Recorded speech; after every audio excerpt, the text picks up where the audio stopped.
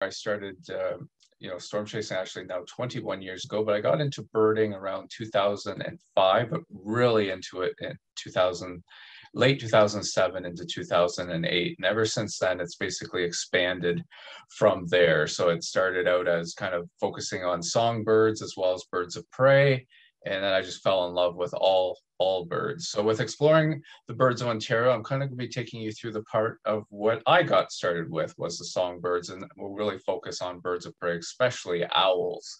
So that's one of my favorite parts of birding that I like to share is just that aspect of what really got me fired up in it too. There is actually an Exploring the Birds of Ontario too, and there will be a 3 as well. So that'll cover some of the other birds that won't be in today's program, but there will be an excellent number that you will see today.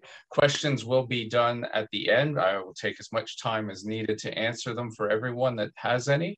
And because that's actually my favorite part of the whole presenting aspect is answering people's questions or hearing or reading stories in the chat as well too. So without further ado, I will get started with Exploring the Birds of Ontario.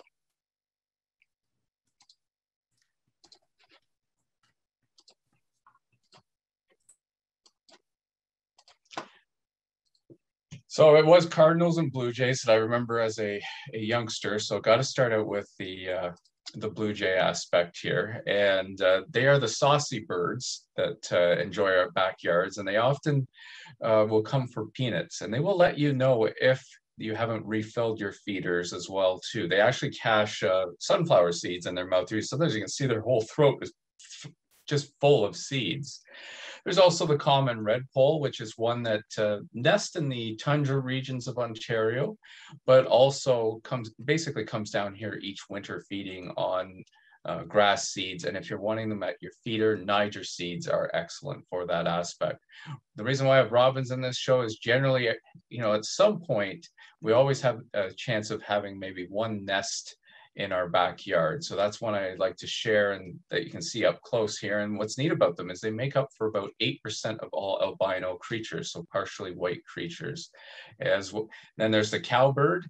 Cowbird is one that will actually take their eggs and put them into other birds' nests and have them raise their young instead. And there's the female there. And the chickadee. The chickadee, generally you hear that hamburger call in the trees behind you.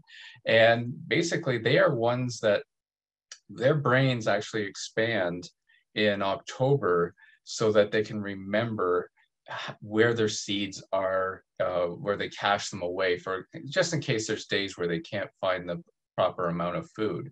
And then there's the white-winged crossbill as well. That's the male, that's the female. And they're not down in southern Ontario every year, but they do have eruptive years into the southern parts. And that's when you have a chance of seeing them, especially on spruce and pine trees. And there's cedar waxwings, kind of look like a bit of a masked bandit here, as you can see. But they also have a courtship ritual, and where the male feeds the female. At the same time, when I've been taking these photos, I've kind of felt like nature's paparazzi catching those tender moments as well. Then there's the northern oriole, or also known as the Baltimore oriole, striking orange, and generally at this time of year, we have a good number of them in both Brantford as well as my own area in the Niagara region. And yeah, they really like orange halves. That's one of the ways that I actually draw them to my yard, especially natural fruit, right? So therefore, I feel pretty good about putting it out there. And then there's the American goldfinch, and this is the female. And there's the males, although I'll pause it here because there's one male here and then the other male in the upper right corner. Usually it's the upper right corner that people tend to miss. And Niger seeds are the best way for them for you to draw them to your backyard. Then there's the gray jay. So we often know about the blue jay more than the gray jay. It's also known as the Canada jay, whiskey jack as well. And they will actually come along and rob your picnic. They're known as picnic robbers as well too. Bird baths are a great way to not only get the typical songbirds to your backyard, but also other birds as well too. All birds need water. And it used to be my fellow birding partner Shadow, where he'd be in the swamps, I'd be photographing the birds. can imagine the smell after that as well too. And then there's the northern cardinal. The northern cardinal, you can see again, they do a courtship ritual very similar to the cedar waxwings. And I have found the best way to draw them to the backyard is sunflower seeds. They absolutely love sunflower seeds. And they're another type of bird, not as common as the robin, but there is potential that if you have your feeders up, especially in mid to late summer, that you could get a chance at seeing the young grow older as well. And then there's them in their prime colors. So that's right at prime mating time. And the female is very striking with her coloration as well too. There's the red-winged blackbird. You can see the brilliant red patch, whereas the female looks more like an actual sparrow instead. So therefore, she blends in, because the last thing you want to be doing is sitting on a nest and being brilliant and easy to see. Then there's the common grackle with the metallic kind of iridescent colors there. And then there's a youngster there that maybe only a mother could love, but it's kind of a retro feather hairstyle there. And so grackles can be very, very interesting in the sense of they're kind of like the blue jay. They can they're bossy at the feeders, but they also can alarm others that danger is around. And then the downy woodpecker is often the one that we will see first when it comes to the woodpecker family, especially when it comes to your feeders. They like peanuts, as well as suet feeders. Mourning doves, one of the neat things about them is they can have up to 5 broods in one season. So almost like the rabbits of the bird world in a way. And then there's house finches. House finches are used to be a species that were actually captive by people. And it became illegal in New York to do so. So the people just let them out of their cages, and now they're basically all up and down the east coast of, or eastern North America in general. So not just the coast, but eastern North America. House sparrows, you saw there, they're now more common across North America because they were actually originally from Asia, a very aggressive species. And then we have the northern mockingbird that has a tremendous vocal range of songs. And also when they're immature, they kind of have that dotted pattern on the front. You see that with a lot of different songbirds that are in their first summer, first fall. Then there's the white-breasted nuthatch, kind of the Spider-Man of the bird world. They can go underneath the branches, go up the side of the tree, and just kind of defy. They look like they defy gravity when they're like that. And now we're going to take a look at 2 different aspects. This is through my telephoto lens, but one of my favorite things about this presentation is actually showing you footage from my phone, because it's something that I like to show because I want you to experience birds firsthand as well. So this is a park in Niagara Falls called Dufferin Islands, but there you can also do it with your own backyard feeders as well, because birds get used to seeing you out there stocking up the food again. So when you do that, you can always just try putting seed in your hand and seeing if you get one to come to your hand, kind of like that there, where I didn't even have bird seed in my hand. And the chickadee just assumed that I did and came over, bounced off the camera and said, nope, no food there. And also here's a pine warbler. So this is the type of bird that you would not see, in Canada during the winter typically, but there was enough food around the Dufferin Islands there that both the male and female stayed behind. They usually go back to southern US, Central Americas, and even into South America. But I was amazed at how close I was able to get to them, because again, this is from my camera. I was so used to cardinals being ones that would just fly away quickly. They just seemed a little bit of movement and then they take off. And eventually I had a nice man give me some bird seed, which allowed me to see, well, how many can I draw in to my hand here? So first it was the female downy woodpecker that I had come to my hand. You can see that she's lacking the red patch behind her head. So therefore, she came in, grabbed a peanut, found the best one, and then left. So I continued on with the journey. Of course, the black-capped chickadee came along and said, oh, you finally have some bird seed. And so that allowed me to feed them. And they're generally a return customer. They're likely going to be the first one. If you try this in your backyard over a couple months period of time, they're likely going to be the first ones to come to your hand. Maybe white-breasted nuthatch or red-breasted nuthatch, which you just saw right there. So then we had the cardinal, and of course the return customer chickadee there, but you could see the pine warbler as well as the cardinal there, and they were having a bit of a they wanted to come to my hand, but they weren't confident in their landing. At least that's what I felt like it was, because you can see how close I am to them, and yet they're not really flying away or anything like that. They're actually trying to figure out a way how to get to the bird seed. So I tried to slowly move my hand towards the cardinal here so that he could feed off the branch, but he was just, again, not confident, as well as just not 100% comfortable either. It wasn't until I had the camera down, my phone had died actually, and that he actually fed out of my hand. So it kind of reminds me of one of those fisherman stories. You just have to believe it happened, because it did. It's just I didn't have he was a bit camera shy at the time. So you can see the tufted titmouse came in there and basically grabbed a peanut and then left. So that's, again, they are another type of bird that is in southern Ontario and not very much further into Canada, but from Brantford across, you have potential of seeing the tufted titmouse. As you can see, this one has its foot tucked up into its feathers, because they often will be at the feeders a little heavier before the storm arrives, and as well as when the storm is heading, because it's more of their food source is covered otherwise. So we're back to my regular camera now, and there's an example of a partially leucistic or albino cardinal. So leucistic, albino, very similar in those aspects. And when it comes to the painted bunting, it's not one that you would typically see in southern, well, in Canada in general, especially during the winter. So it was a rarity to have this painted bunting in southern Ontario during the month of February. It was actually in Mississauga at the time, whereas the indigo bunting is here right now. They're a beautiful blue bird that you can see generally singing along woodland edges where there's kind of a mix of low shrubs or vines and kind of that type of tree aspect. So it's something that you can keep an eye out for when you are out hiking, especially in the mornings. They tend to sing, and they'll go to kind of the middle to the top parts of the tree. And you'll kind of see, especially on a sunny day, that all blue color. One of the neat things about their feathers is the fact that they are actually, if it wasn't for the light going through them, they would be brown. Same with the blue jay. It's if you were to crunch them up in that, they would actually turn into a brown color, because it's the blue wavelength of light that we're seeing back to our eyes. And then there's the gray catbird. So if you're ever looking in the woods and you hear what sounds like a cat meowing there, and then you see a grayish black bird fly out, it's a good chance that it's actually a gray catbird instead. So we're going to take a look at the young robin family here. And when they leave the nest, when you have the nestlings leave the nest and they become fledglings, they then become almost a headache for the parents, if you want to put it bluntly. And that because they scatter every which direction. They're not very organized in that aspect. So the parents can get quite hot. You can actually see this adult here has its bill open, and that's how they actually cool off.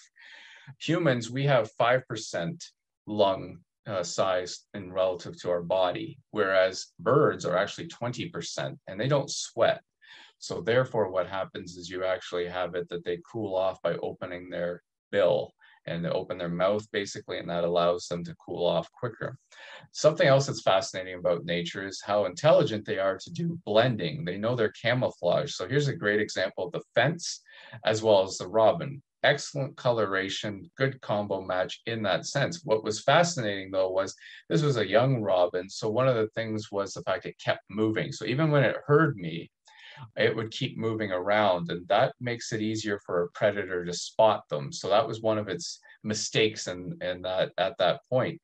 And of course, when you're that light, and even these small leaves can push you around, basically their skeleton is 2 to 3 times lighter than the feathers on their body. So it really does give you an idea of just how their weight distribution is more to the feathers than actually their body.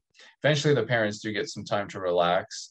And where sometimes in our backyard feeders, the birds don't get a chance to relax. See how that house finch there is missing some feathers? It could have collided with something, or it could have even had a close encounter with a Cooper's hawk. Cooper's hawks tend to like to make our backyards kind of a fast food restaurant. And so if you ever have that happening at your feeders, generally what people do is take their feeders down for about 3 to 5 days. The hawk moves on, the other songbirds go to other feeders or other locations and feed. And then eventually they know that once you start up again, they're very quick in finding your feeders again because it's generally part of their territory routine by that point. So we're going to go back to the gray jay here, and they're typically in the boreal forest, but if you're ever up in Algonquin Park during the winter, it is actually a great location to see them, and that because of the fact that they are more open to people in that area, and they also like to be fed there as well too. Now, this was early in my birding career, so therefore bread would not be part of the diet now, and you could even see the gray jay did not care about the bread. It was actually after the ham. And the reason why it was after the ham was because of the fact that they need a high fatty diet. So therefore they tend to go for the ham, because when you have cold nights that are, potentially minus 35, minus 40 degrees Celsius, you need to keep high energy, a high fatty reserve. So therefore that's what was taking place there. They preferred the ham or suet, for example, as well. So now we're going to take a look at something that we do see a fair bit in Southern Ontario, and that is European starlings. Well, they do a spectacular thing called a murmuration. And you can see that here where they're kind of doing aerobatics as well as the twisting, and almost look like one large bird at a time there. And so therefore it is something that helps confuse any predators that might be in the area. And this is the reason why this group was actually up in the air, was there was actually at one point 3 to 4 red-tailed hawks that were tracking all these European starlings. So the best time of year typically to see that sort of thing is in the fall and the winter. And you don't necessarily need to have thousands of them. It can just be a couple hundred of them, generally about a half an hour to sometime before sunset, where if you know of an area that has European starlings, they'll fly upwards and then do some aerobatics, and then they all go down for the night, and that's it. Well, in this particular case, what was causing it was tail end Charlie here, the red-tailed hawk on the back. So you can actually see that we still have starlings flying kind of in the foreground here, but in the background, you can still see that red-tailed hawk still trying to get closer. And it kind of reminds me of a meal too far, because of the fact that they just couldn't get any closer. So eventually the red-tailed hawk gave up as well too. So you can see that here. There's a bit of the murmuration moment where you can see that curving and kind of working together in that. And they have just lightning-like reflexes when it comes to that aspect, so they don't collide into each other. And then this just reminds me of the Alfred Hitchcock movie where you have a bunch of birds flying at you. And of course, being a storm chaser, I have to talk about how birds and weather correlate together. And so, for example, so what can happen is you can have fallout take place. And what that is let's say a warm front sets up right across Brantford. So you have northerly winds coming down from the north of you, say from Cambridge direction, and then you have southerly winds coming up from, south of you there, and that. So what happens is the birds love to travel, especially in the spring, along those southerly winds because they burn up less energy. They've got a tailwind, which helps get them from A to B faster. Well, as they get closer to Brantford, there's the warm front there, and then the northerly winds north of town, for example. So what happens is they don't want to burn up extra energy unnecessarily. So then they all kind of start to fly down towards the surface, and they feed off the trees and other things like that, especially in the last week of April and the first 2 weeks of May. And this can allow for you to see tremendous amounts of birds, where it's thousands of birds and maybe even, anywhere from 25 to 50 different species, maybe even more than that in Southern Ontario. So that's just kind of one of the ways to see where warm fronts are setting up, where the northerly winds are colliding with the southerly winds. So for example, a great website for that would be windy.com. That would be one that would help out in that aspect, because it allows you to see the interactive wind map. Now, as for this, you just saw the turkey vultures, and now you're looking at an osprey, which they're still kind of curious on how they didn't consider them to be an eagle, but they are their own bird. And then you have the bald eagle here, which is making a comeback to Ontario quite nicely. Actually, I know of a nesting pair that's not too far away from Brantford. And yeah, there was once at one point down to around 100 nesting pairs in Ontario, but they've rebounded quite nicely since then. You just saw a male Northern Harrier, and here's the female. The female is larger, and they will have disputes as well. You can see these two tangling a bit, but overall, most of their disputes would happen in the spring. This was actually in the fall, but for the most part, it happens in the spring, as well as they are not afraid to take food away from short-eared owls. So here's an example of a Northern Harrier going after a short-eared owl. The short-eared owl drops the vole or the mole, and basically the Northern Harrier then goes after it, and neither one of them actually got the meal. I saw them hunting the same field afterwards. Then there's the Cooper's hawk, and like I said, they will try to turn your backyard into a fast food restaurant. This one I actually snuck up on in a snowstorm there, where basically I used a white sheet wrapped up and took my camera out into it, and I got about 6 feet away from them. Then there was the broad-wing hawks as well. They are tremendous to watch in their migration, both towards, as they go back, come from the south and go north, as well as in the fall, down near Holiday Beach, I think it is, they have potentially thousands riding the thermals. So it's quite the spectacular sight. And then there's the red-tailed hawk, and the red-tailed hawk is the most common across North America. And you can see this one, very flexible, basically removed its head. It's like, no more photos for you. And then we have the rough-legged hawk as well, where it's actually the largest hawk. And you can identify them by the bottom of their wings, especially when they're going overhead. They kind of have a couple dark patches under it. You can have dark morph versions of rough-legged hawks as well as red-tailed hawks too. And the American kestrel is the smallest falcon. And you can see beautiful coloration. And one of the things I found fascinating about them is they can be so brilliant with their colors. And yet look at springtime here, how well it blends in.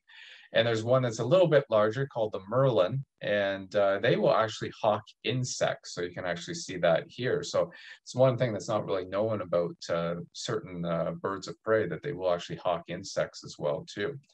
And then you're seeing here a crow, a peregrine falcon, a short-eared owl, all kind of tangling here. What I figured happened was the fact that peregrine falcons flew into the area.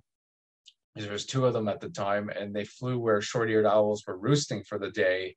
Therefore, it spooked them, so they flew away. And then whenever activity like that is going on, basically the crows just have to get involved to say their piece as well too. And then we have sandhill cranes as well as the great egret. One of the neat things about sandhill cranes is the fact that they've found fossils in Nebraska that were 12 million years of age that are very similar to today's sandhill crane. And like I said earlier, when your bones are basically hollow and your feathers are 2 to 3 times heavier than your bones, but it's still not that heavy, you can actually, they get a feeding advantage on the grass there, where you saw the goldfinch on the grass blade, yet it's not going down towards the ground. The higher the bird is, the safer they are from coyotes, wolves, and other species that hunt small songbirds. So it really does make a difference to be that light and be able to feed comfortably at a little bit of a higher level.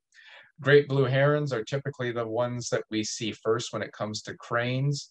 Local ponds are good. Local rivers, especially slow-moving rivers, make a difference. And they actually spend almost about 90% of their life in a stalking position, and they can actually hunt at night as well. Their eyes can do that. So it's really a neat thing. And something else you can see along ponds or drainage ditch or even flooded fields is sandpipers. So shorebirds, basically, that are kind of a mix of your you have your plovers, sandpipers, killdeer, all kind of this, basically the same family. And so in this case, there's 2 times a year that are really good for seeing them. There's spring, basically, although this year was a drier spring, so the flooded fields didn't really yield a lot, at least in the Niagara region, for shorebirds. But the spring is a good time when it's typically wetter. And then also in late summer is another good time for it as well too, because of the fact that they're starting their migration south. So it can be late summer and early fall. And where it tends to be better then is along the Great Lakes. So if you're ever on the beach and that, just keep an eye out for potential shorebirds. And that, because they're quite cute. And the best technique to do is actually just stand in one spot and let them come to you, because they'll actually walk up and down the beach. Because as you can see, when the waves come in, it exposes more potential food for them. So they will follow kind of the water out as it recedes, and then they don't like to get wet. So when a larger waves comes in, they basically kind of fly back to shore and then do the same sort of technique again. And this is actually in November along Lake Erie as well. So a mixed flock of shorebirds. And so they do stay in our province, fairly late into the year at times as well. And Canadian geese, it's hard to believe that their populations were actually once threatened back, 50s, 60s, and now they're pretty much everywhere. And waterfowl is one of the things that I like to have in this program because of the fact that you get to see the Great Lakes. If you're, doing a day trip, you often will see them in ice-free zones along the Great Lakes. So here's an example of the white-winged scoter, and you can really see how they swim down there, the thrusting of the wings to go down and get their food. And they'll also do a preening job too. They have a gland that's underneath their back tail. And what they'll do is they'll take a bit of secreted oil from that and then preen their feathers. And that also helps with the waterproofing aspect. Then there's the long-tailed duck.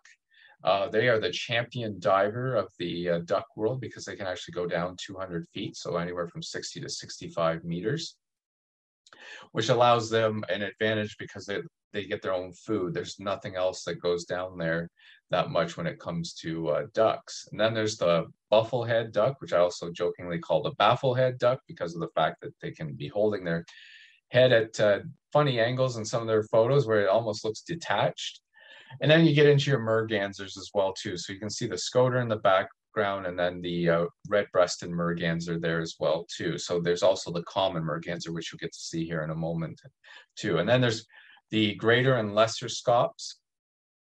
And this was at Bronte Harbor near Oakville there. And you can see generally anything with open water, especially on Lake Ontario, because it's very hard to freeze during the winter, you will have an opportunity to see ducks at a pretty close range, as well as Niagara Falls. The Niagara River is also the same too. It's very good for seeing them quite close because it often doesn't freeze.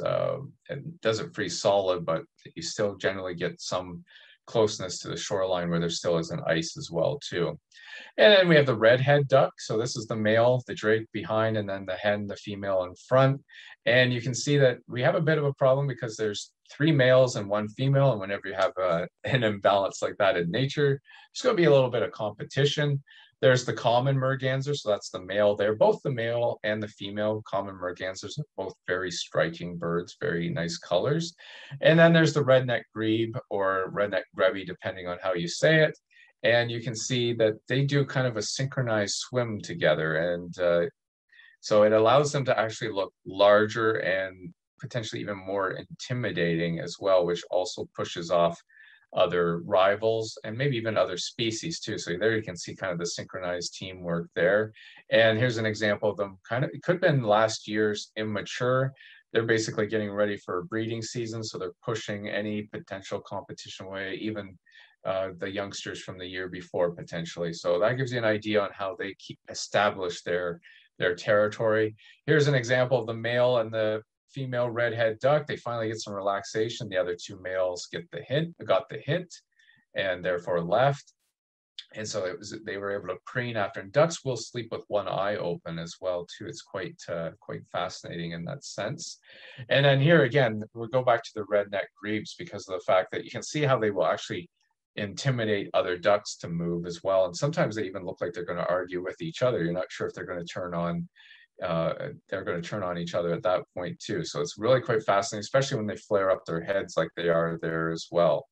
And there's the long-tailed duck going through the scene again. So that seems to be the swim bys at that point. There's the females there as well. And swans. So when it comes to swans, generally it's the mute swan that we get to experience first, although they're not native to Canada. They're originally from Europe. And then you have the tundra swan. You can see that little bit of a yellow patch in front of their eyes.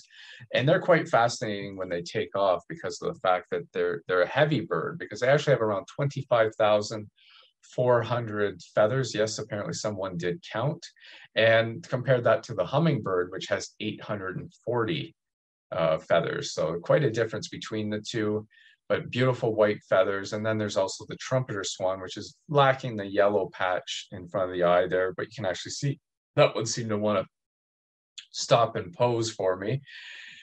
And then there's the mute swan, and there's a bit over 100 nesting pairs in Ontario. I'm sure that has changed since I last read those stats too, but overall there's a slow increase of them across the Great Lakes. Now we're going to move into owls here. So this character here, you're going to get to see some of the character. I thought she was pretty, maybe making herself look pretty for the camera, and then she's like, no, I've had a change of mind here, so I'm going to fly away. Let's see if there's a spot where the photographer can't get some more photos of me. So flies over there, goes behind this and then that's all she's willing to show me. If I wanted to get more photos, I would have had to actually go out into Lake Ontario, which in the month of March would not be very pleasant, not to mention the fact that I would be sinking with my lens anyways. So now, as I said, we're moving into owls here, and the great horned owl is the most widespread across North America. And your area, as well as my area into the Niagara region, are pretty good areas if you can find fragmented woodlands. Niagara is more fragmented compared to, I'd say, the Brantford area. So one of the things I look for and how I locate nests, for example, especially in anywhere between February and April, before the leaves are out, is I'll look into a fragmented woodland that's maybe 100 meters square, for example. And that allows me to see if there's any nest in there with maybe a bird that looks largest size. So a roundhead typically is a hawk, and one with kind of a triangle shaped at the top of the head tends to be more of the owls. And one of the fascinating things with owls is look at the pupils in the eyes. They're very large. So that's about 2/3 moonlight at that point. So that's to allow as much light into the eyes as possible so that they can locate their prey even with minimum light. There was actually snow on the ground as well too, so it amplified it even more. And this is a time lapse over about maybe a 30 to 40 minute period of time, and you can see how the head looks like it's going to pop off because of the speed it's moving, but it's actually moving very slow and scanning the fields around for potential prey. Snowy owls are really neat in the sense of how they are so well insulated when it comes to their feathers. White is actually a very good insulator, and their feathers are in such a way that warm air pockets get caught between them and their body. So they can withstand temperatures up to -50 degrees Fahrenheit. So it really is fascinating in the fact that if there's ever a day where you're looking out there and you go, oh, you poor cold bird, I can guarantee you that Southern Ontario, at least when it comes to the temperature, is more of a Southern vacation for them than anything else. It's the food aspect that they're down here for, because it's generally the older ones as well as the youngsters that come down during the winter, because of course they are not as good of hunters. Whereas, we know that the Arctic goes into a darkness for most of the winter, and then there's also a twilight region as well. That's where the owls tend to go. So the good hunters can hunt in the kind of all day or all short period of twilight, and then but the other ones tend to come south. And there's some that have been as far south as Texas and as well as Florida. And a fascinating one was the snowy owl. I can't remember how many years back it was, actually went to Hawaii. I guess it really needed a vacation. And then we have the barred owl. The barred owl has all black eyes. It's kind of a very spooky looking owl because the depth of the eyes are quite fascinating. Then there's the northern hawk owl as well too. And it's actually an owl that only hunts during the day. So it's not quite the traditional way for an owl to hunt. And they do come down into Southern Ontario, but it's very rare. There's been, I think back around 2010, there was one in the Niagara region, and then Schaumburg, not this past winter, but the winter before, had one, so just north of Toronto there. So, but very rare and eruptive when they do come down. More so Eastern Ontario is where you'll see them more frequently compared to the rest of Southern Ontario, and then Northern Ontario as well too. And they will, just like the northern hawk owl, eastern screech owls can also be very dozy during the day. They're actually very, very dozy, so much so that I consider getting a eye open shot, half open, is an action shot when it comes to them. We'll talk more about them a little later on here. Then there's the northern saw-whet owl. And they're done their migration right now, but generally in March and April, you have a good chance of seeing them. And then in the fall, for example, along Lake Ontario, 50 Point Conservation Area in October and November is a good time to see them, but it doesn't necessarily have to be there. It's just, you kind of feel like a tree inspector with them because of the fact that you'll be checking out spruce trees or pine trees to see if they're actually in the trees there. And so it's as a photographer, I've done that many times where I felt more like a tree inspector compared to the an actual bird photographer. Because but when you do find them in the that needle in the haystack, it is very rewarding. And then there's the short-eared owls. So you can see how it looks like it's got a couple tufts on the top of its head. Same with the long-eared owl, which you're seeing here. That is actually, they're not ears, they're just tufted kind of feathers. And their ears are actually more on the side of their heads. And one of the fascinating things about them is their ears are asymmetrical. So when you have that, it actually allows them to hear their prey at two different times. It's just a fraction of a second difference, but it's enough for them to know where it is and actually put their talons out without seeing it and swooping in and capturing it. So really fascinating in that aspect, because we think of them as hunting at night with their tremendous eyesight, which they do as well, but it's also the part where they can actually hear and locate their prey as well too.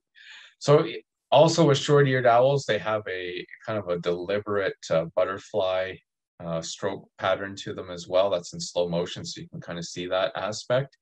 And I know in the Fisherville area that they're more prevalent in there, especially during the winter, where I'm kind of used to seeing them anytime from late November until generally the end of February, sometimes in early March as well too, because then they start to go to their breeding turf. So in the winter, you tend to see them more in their open fields, and then in the spring when they're actually breeding, they tend to go to marshlands and that as well too. And they actually nest on the ground there. So it does make them more susceptible to potential predators like coyotes, foxes, and other species like that. So you can see some of the swooping down technique where they're flying along and then they swoop down when they feel like there's a potential for prey there, whether they see it or hear it, and they put their talons out.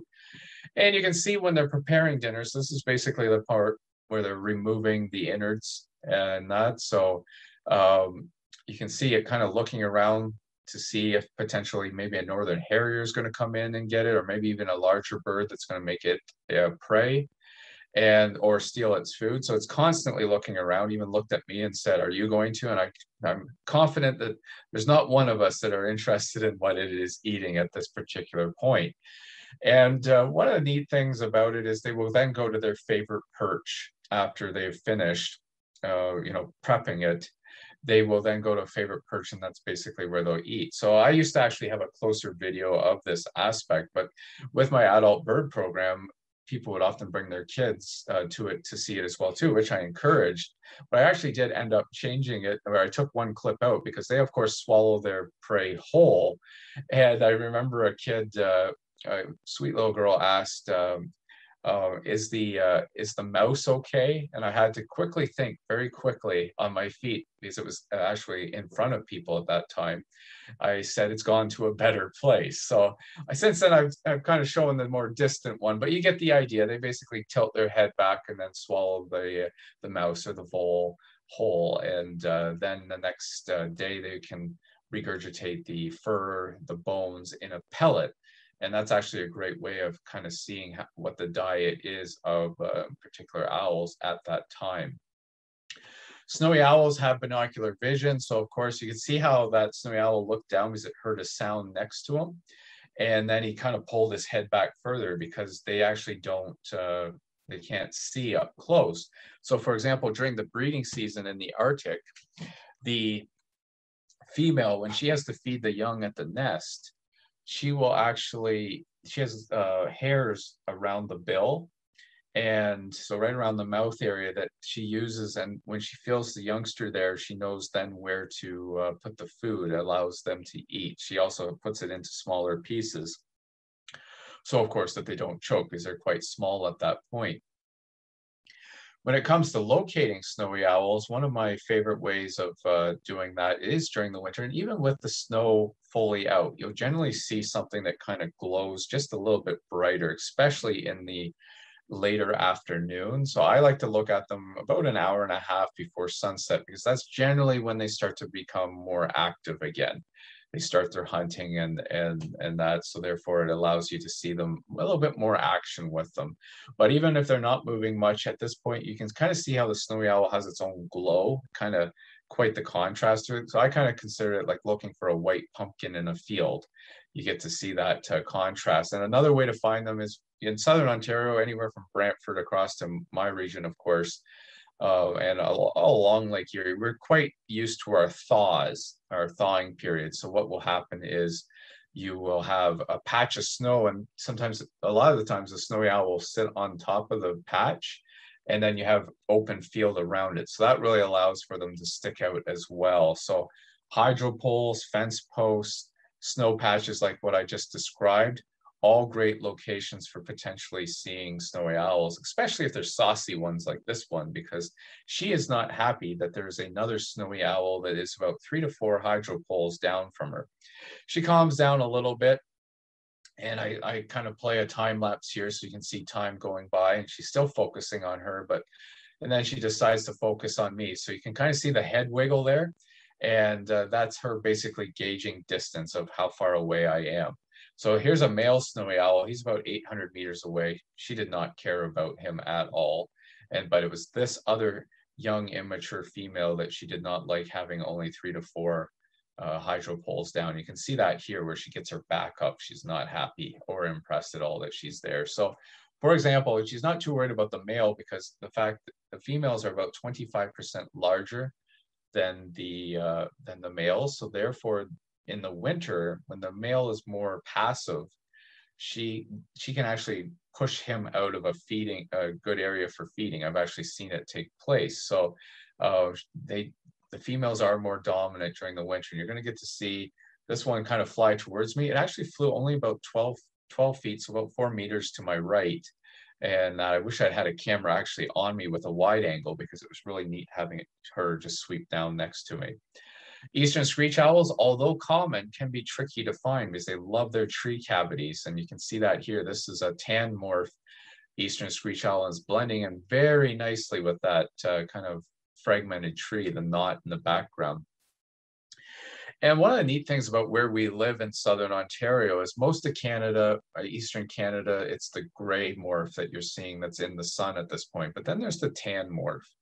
And the tan morph is the one that it's not as common in Canada, and it's really only in southern parts of Ontario where we get to see them, because they are actually more susceptible to the cold.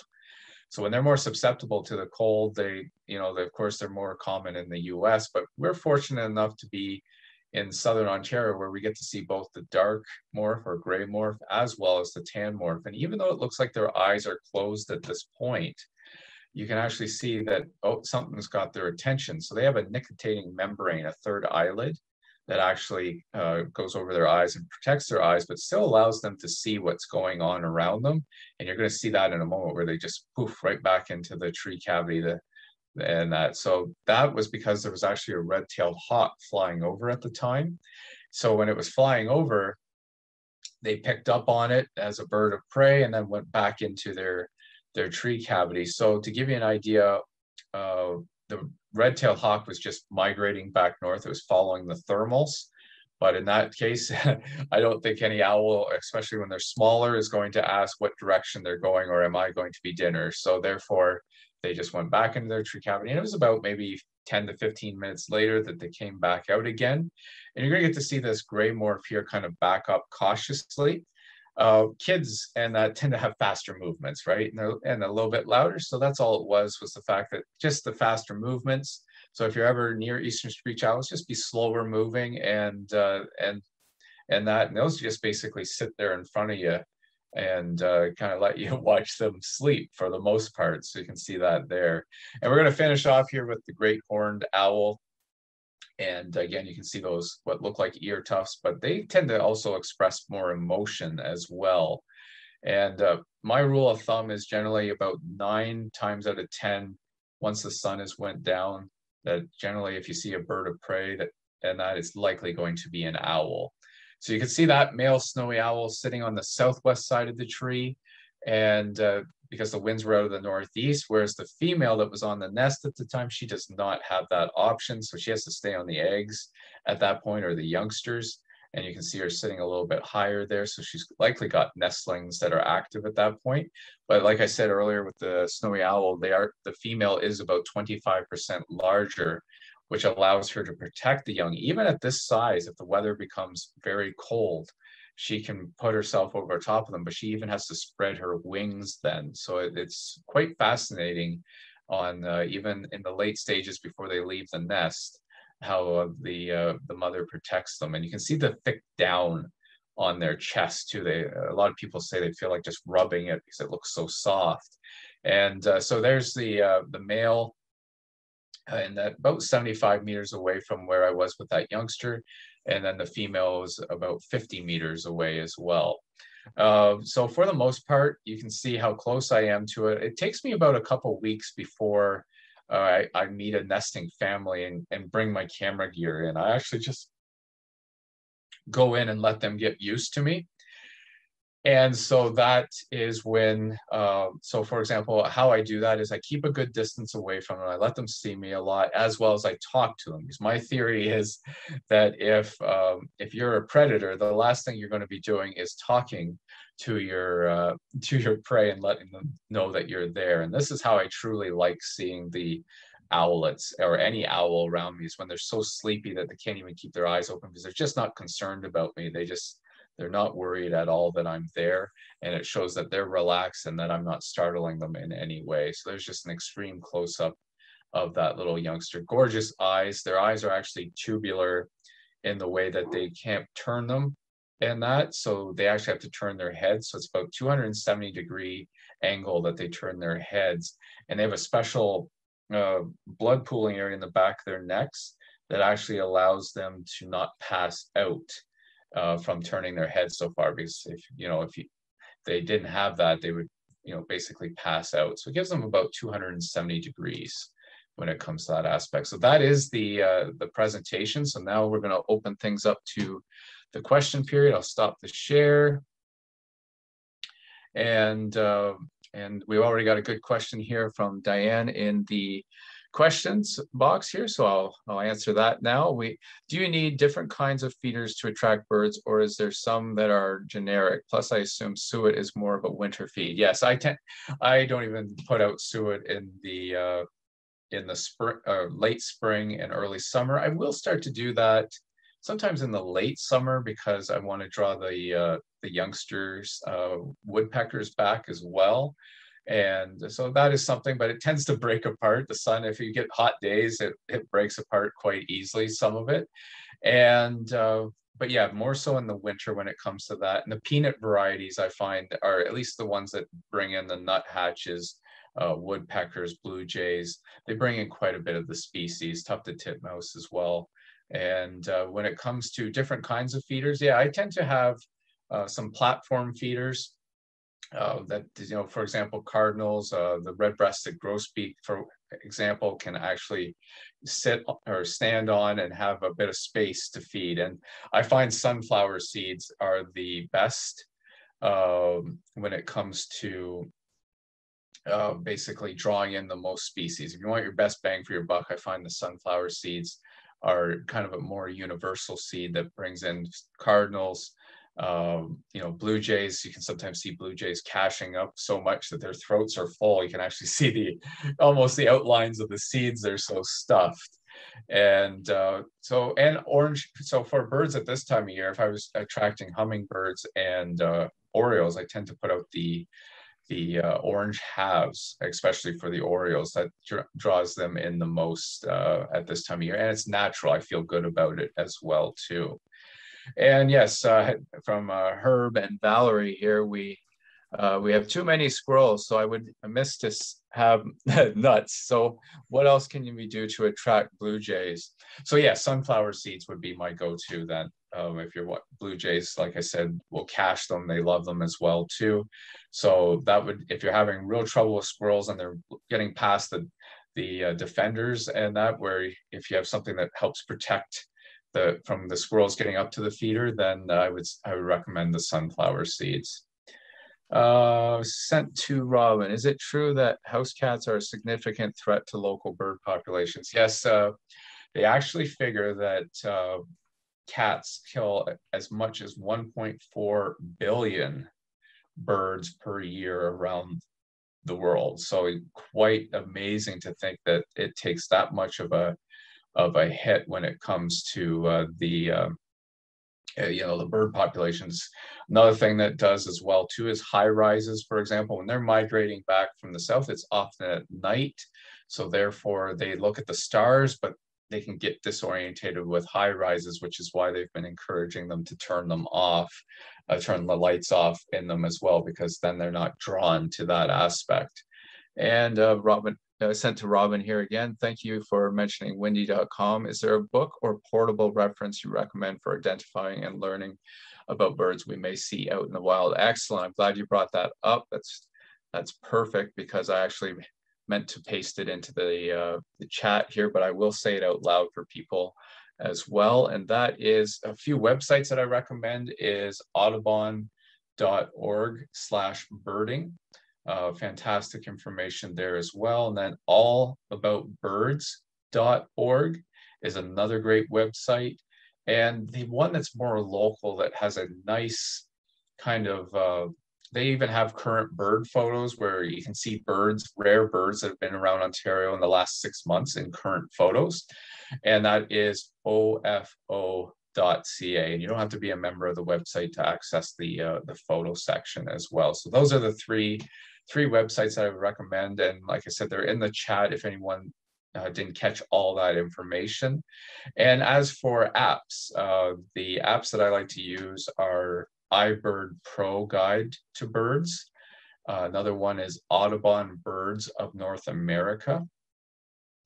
And last but not least, I haven't used this one, but I've heard about it, is Merlin Bird ID. So you take a photo of it and it'll give you its best idea of what bird it is, as well as maybe a few options. I have to download that one myself. And there's one more recommendation that I wanted to make here, and that is the binoculars. I don't use binoculars because I'm generally doing photography at the time, but they recommend an 8x42. So if you're not a photographer, but you still want a closer view of them, an 8x42 range is considered to be one of the best, because of the fact that it's not too close, but it's not too far. Because when I use my telephoto lens, something that will happen to me at times is the fact that I'm so close that I can't find the bird when I'm looking through my lens. So it took a few years of practicing that too at times, if it was a small bird and close, and of course they move quite quickly. So the 8x42 bracket binoculars I would recommend, because it just gives you that flexibility. And what made me decide to get into storm chasing, and have you written books on birds? I haven't written books on birds yet, but I know it's part of my future. And so when it comes to what got me into storm chasing, I just was fascinated with weather from a very, very young age. Basically what happened, I lived in Guelph. I was born in Guelph, and lightning either hit our house or hit really close, and it knocked the power out to the house. And I was at that age of question, right? So apparently when I was asking my mom about what caused it, I was more and more thrilled all the time, with a bigger smile on my face each time she answered. And then in grade 3, there was what was called the Book It program back then, where it was great encouragement for reading. And basically the encouragement was a small personal pan pizza from Pizza Hut if you reached your goal for books per month. So while other kids were reading about, Bearstein Bear books, Clifford the Dog, I was actually reading about hurricanes, tornadoes, rainbows, and all the other things about weather. I don't just love severe weather, I just love every aspect about weather as well too. So that kind of gives you a bit of a background in how I got into weather. And the Q&A here. 3 years ago, purchased a birdhouse. Just above the entrance hole, I wrote summer rental. That's awesome. I love that.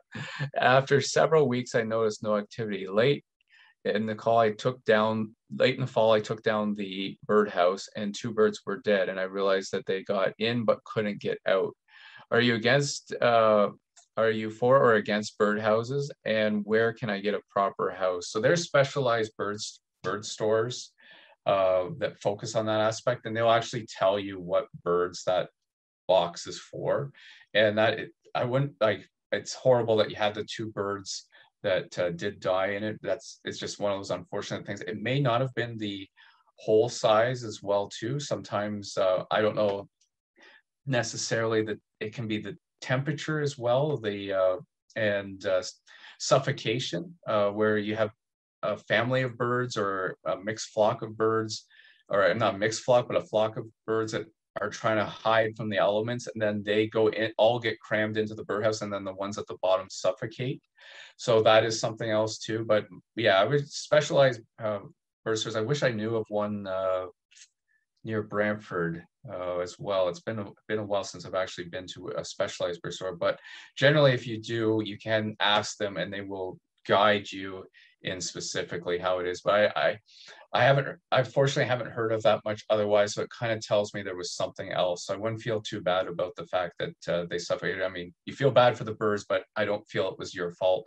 So I'm not against bird houses. I actually think that they've really helped a lot of our native species recover. For example, the bluebird nesting box program has been tremendous in the way that it helped those populations recover because of the European starling as well as the house sparrow being so much more aggressive than some of our native species like the eastern bluebird, that they were losing their natural habitat, their natural tree cavities that they would nest in.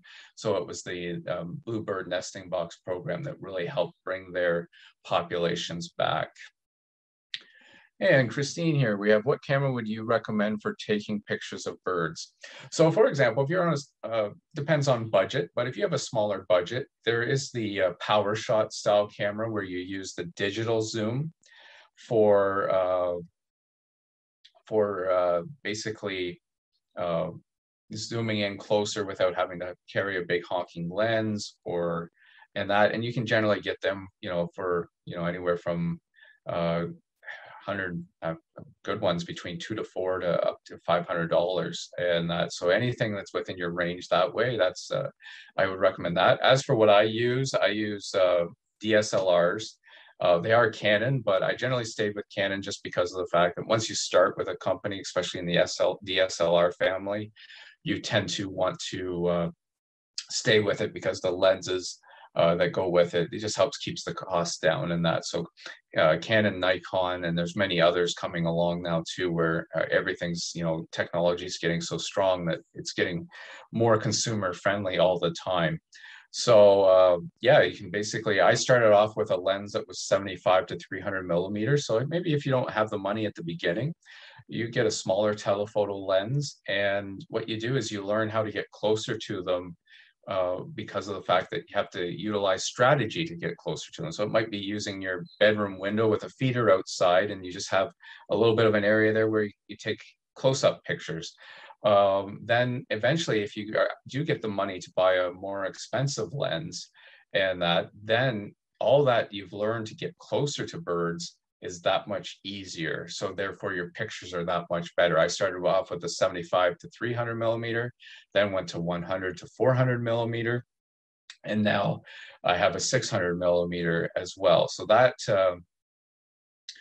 is where you can actually, it just depends on budgets, but you can still work no matter what when it comes to that. Where can you see the peacocks more in the Niagara region? So yeah, it's definitely more so in the zoos and sanctuary because they are a bird that's captive. We don't have the wild ones here. So that's yeah, it's mainly zoos or sanctuaries when it comes to that. I'm not one that visits zoos or sanctuaries that often, but or haven't for a long time. But for the most part, I always see them, or I've heard of them at the zoos or sanctuaries. I know it's not in the Niagara region, but way up in Owen Sound, where I actually came from, they have them at Harrison Park there. So I know that's not quite what you're looking for, but I can guarantee, or at least the last time I was there was one in that particular park. And yeah, so looks like we're at the end here. You know, there's different birds that you'll be looking for now, maybe new favorites that you saw in today's program that you'll get to see relatively soon as well.